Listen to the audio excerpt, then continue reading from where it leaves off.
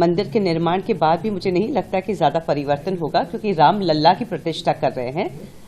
साक्षात जो मर्यादा पुरुषोत्तम राम की प्रतिष्ठा वहां पे नहीं लगा रहे हैं। तो हिंदुस्तान के लोगों ने, भारत के लोगों ने बहुत प्यार दिया है हम सभी को, रामायण के सभी किरदारों को, और मुझे लगता है ये वो कंटिन्यू करते ही रहेंगे और ऐसा प्यार हमें मिलता ही रहेगा।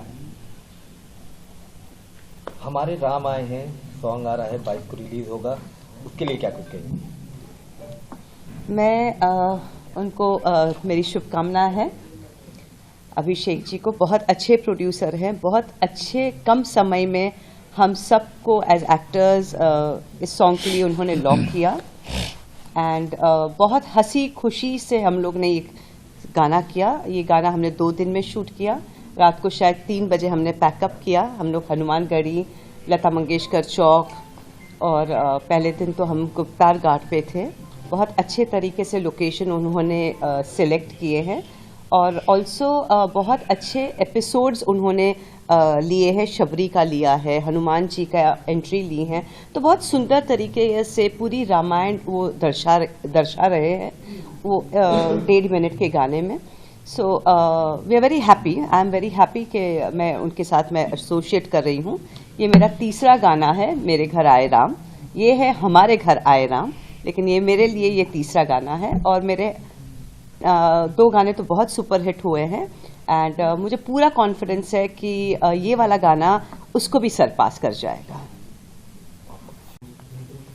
बताइए क्या प्राण प्रतिष्ठा समारोह का 22 तारीख का दुनिया पर क्या असर पड़ने जा रहा है, आपको क्या अनुभव है?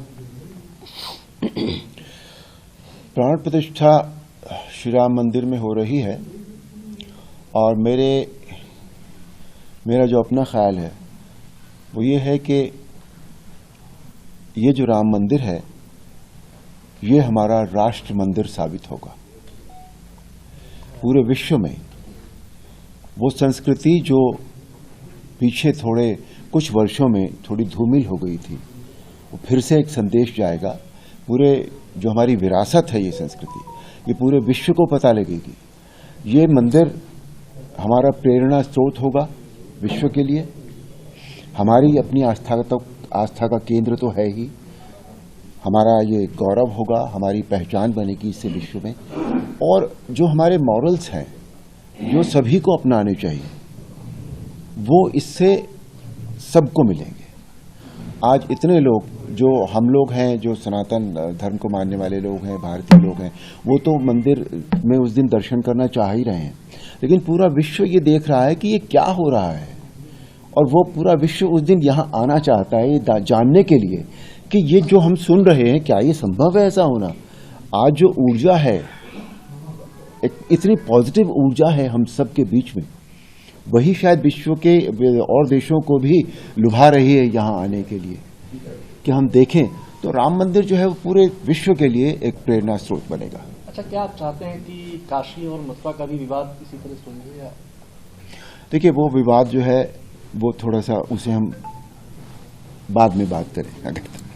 आज जो यहाँ रेलेवेंसी है, नहीं, आज जो यहाँ वो हर चीज का एक अपना समय होता है, अपने समय पर वो होती है चीज। जरूर हम कर्म करते हैं, प्रयत्न करते हैं, पर समय हर चीज का आता है ना।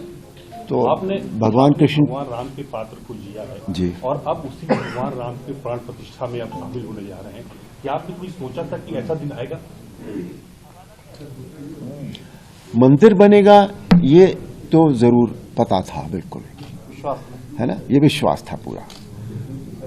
प्राण प्रतिष्ठा इस तरह से होगी, इतना बड़ा इवेंट होगा ये, इसका अंदाजा नहीं था, लेट मी टेल यू, क्योंकि मेरे अपने जीवन की ये सबसे बड़ी घटना है। तो ये इस तरह से होगी, इतना ऊर्जा होगी इसमें, पूरा देश राममय हो जाएगा, पूरा विश्व जहां जहां भी राम को मानने वाले लोग हैं, इसकी कल्पना नहीं थी। इसलिए ये जो अनुभूति है ये बहुत सुखद अनुभूति है, बिल्कुल, कि हम एक ऐसे पल के साक्षी बनेंगे जिसके विषय में हमने सोचा नहीं था कि उसका मैग्नीट्यूड इतना होगा, इतना बड़ा। सुनील जी, आपने तो भगवान राम के अनुज का किरदार निभाया था जी, और आप उसी मंदिर में आप जो प्राण प्रतिष्ठा होने जा रहे हैं, क्या आपने कभी सोचा था कि इस किरदार को निभाने के बाद हम सिर्फ उस मंदिर में जहाँ प्राण प्रतिष्ठा हो रही, जहाँ भगवान ने जन्म लिया था, वहां आप पदार्पण करेंगे आप? नहीं, बिल्कुल नहीं सोचा था इस तरह का। पर ये सौभाग्यशाली मैं आपको समझता हूँ कि इस तरह का मुझे इस प्राण प्रतिष्ठा में आने का मौका मिल रहा है, और बहुत कुछ जो मैं नहीं जानता था उसको जानने का भी मुझे अवसर मिल रहा है। और जो मैं समझता हूँ कि ये प्राण प्रतिष्ठा है या जो माहौल बना हुआ है इस समय, बहुत धार्मिक है, बहुत सकारात्मक है, और ये विश्व को बहुत सकारात्मक भावना देगा, और डेफिनेटली वो सकारात्मकता जो है वो विश्व में उत्पन्न होगी इससे, इसकी एनर्जी इतनी ज़्यादा होगी। कुछ लोग ऐसे हैं जिसमें जो राम को नकारते आ रहे हैं, क्या उनके बारे में कुछ बोलेंगे आप? वो नादान है, बेवकूफ़ है, मैं ये कहूँगा। उन्हें असल में राम क्या है उसका नॉलेज नहीं है। देखिए, हर आदमी को जब तक वो डीपली पढ़ेगा नहीं, जानेगा नहीं, उसको समझ ही नहीं सकता है। क्योंकि जब हमें भी नहीं मालूम था, बचपन में हमने जो रामायण थोड़ी बहुत जानी थी, पढ़ी थी, उतना ही नॉलेज था, उस हिसाब से हमें ज़्यादा नहीं था, तो इतना हमें लगता नहीं था कि राम क्या है, राम कितने डीप हैं। वो एक हर तरीके से परफेक्ट है। मर्यादा पुरुषोत्तम जब उनको एक उपाधि दी गई है, क्या कहा जाता है उनको, तो इसका मतलब है कि हर तरीके की मर्यादाओं का वो को निभाते हैं। और रामायण हमें ये सिखाती भी है कि हमें मर्यादा में कैसे रहना चाहिए, और ये शिक्षा उन्हें नहीं मालूम है, ये इसका नॉलेज नहीं है, इसलिए वो उस तरह की बेवकूफ़ी कर रहे हैं। अर्जुन जी, एक सवाल है कि जो रामायण आपने जो जिस पे किरदार निभाया था, जो रामायण बनी थी, उसके बाद बहुत सी रामायण बनी, लेकिन वो रामायण जो बनी वो आज तक जो ऐसी रामायण नहीं बनी, क्योंकि विश्वविख्यात रामायण बनी।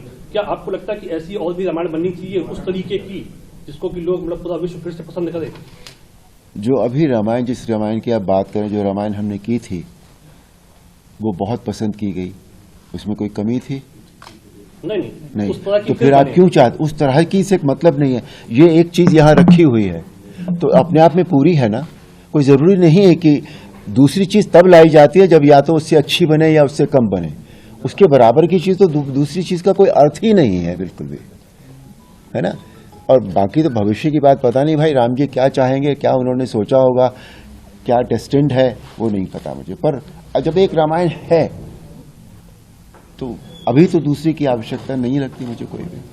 नहीं, उसके बाद बहुत सी बनी है, तमाम रामायण आई, लेकिन उस तरह की बनी। आपको लगता है कि बननी चाहिए कि नहीं, ये प्रश्न। मैं वही कह रहा हूँ, जब वो है ऑलरेडी तो दूसरी की आवश्यकता क्या है?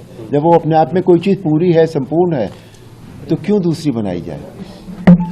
Thank you. और जिस दिन किसी को लगेगा तो वो बनाएगा, फिर से कोशिश करेगा कुछ। अब कोशिश में कितनी कामयाबी मिलती है वो तो राम जी जाने, वो व्यक्ति जाने। अरुण जी, इस समय देखा जा रहा है कि यंगस्टर्स में भी भगवान श्री राम के प्रति धुन सुनने का जैसे पहले ट्रेंड होता था, आज का ट्रेंड लग रहा है। तो अब यंगस्टर्स के लिए क्या कहना चाहेंगे इन फ्यूचर, क्योंकि वो लोग वेस्टर्न की तरफ बढ़ रहे थे, वहीं फिर से रामायण काल को उन्होंने समझा है। मैंने थोड़ी देर पहले भी कहा था कि हम अपनी संस्कृति से थोड़ा थोड़ा दूर होने लगे थे, लेकिन अब वो माहौल फिर से बना है। तो अब वो ये जो माहौल बना है, ये यहाँ it's come here to stay, ये रहेगा, ऐसे ही रहेगा। क्योंकि आज हमेशा ये होता है कि जो आगे जो झंडा लेकर चलते हैं, जो मशाल लेकर चलते हैं, वो यंग लोग होते हैं। और आज का जो यूथ है वो इस समय इतना उसका जो वो इतना रामायण के साथ जुड़ गया है। क्योंकि आज मैं देखता हूं कि जब भी मैं कहीं जाता हूं या मैं कहीं ट्रैवल करता हूं, तो सबसे ज़्यादा जो मिलने वाले लोग होते हैं वो यूथ होता है। तो अगर यूथ ने इस बात को समझ लिया है, यूथ अट्रैक्ट हो गया है उस तरफ, तो फिर ये बहुत दूर तक जाएगी।